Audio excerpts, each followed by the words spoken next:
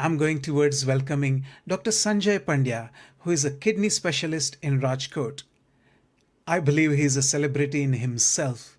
He's done great seva for kidney problems and he has worked tirelessly towards educating people towards the kidney problems. He has also built and supported the website called kidneyeducation.com, and he is doing seva selflessly for a very, very long time. And so I'm proud to welcome him over here, Dr. Sanjay Pandya ji. Dear friends, this week is the week of World Kidney Day, and it's very important for all of us. The number of patients with kidney diseases are increasing tremendously, and 1 out of 10 are at risk of developing some kind of kidney problem. So it's very important that everybody should be aware about kidney disease and its prevention. When kidney failure reaches to advanced stage like dialysis and transplant, the treatment is prohibitively costly and may not be available everywhere. Especially for the transplantation, there is a need for organ, that's kidney, and that may not be available. And therefore, it is essential that everybody should know basic about kidney disease and its prevention. The first and foremost question is that how come we know that yes, there is a presence of some kidney disease?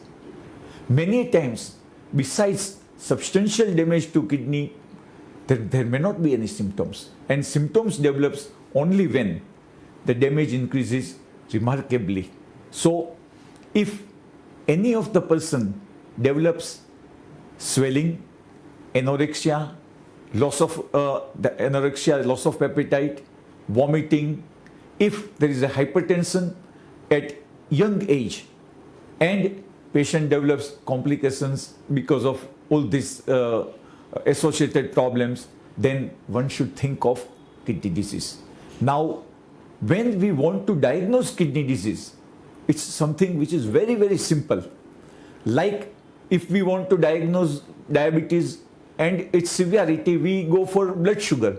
In the same way, if we suspect that there is a problem of kidney disease, then how to go ahead is simple.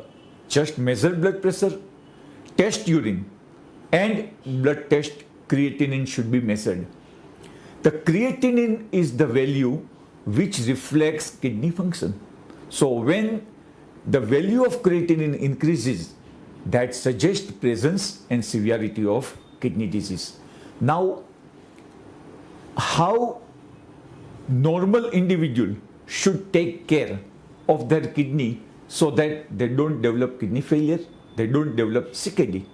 It's something which is very simple.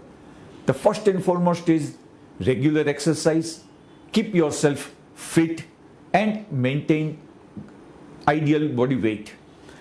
Second thing, healthy diet, less salt, less sugar, less oily food items, and this will keep yourself more healthy. Adding more fruits and vegetables is always beneficial. If we go for the cause of chronic kidney failure, CKD, then diabetes and blood pressure are two most important causes, and therefore in prevention we should always include that control of blood pressure is very, very important. Control of diabetes is very, very important. Additionally, each and everyone should take minimum 2 liters of fluid. Avoid smoking, avoid tobacco chewing, and self-medication, especially painkiller, is something which can harm kidney, and therefore it should be avoided. In many of the patients, as there are no symptoms, it is essential to pick up the problem in patients who are susceptible to develop kidney disease. So anybody who has aged more than 50, presence of kidney disease in family, presence of hypertension, diabetes, this group of patients should annually check their blood pressure, urine, blood sugar, and creatinine. And that will help us to diagnose kidney failure, kidney involvement early.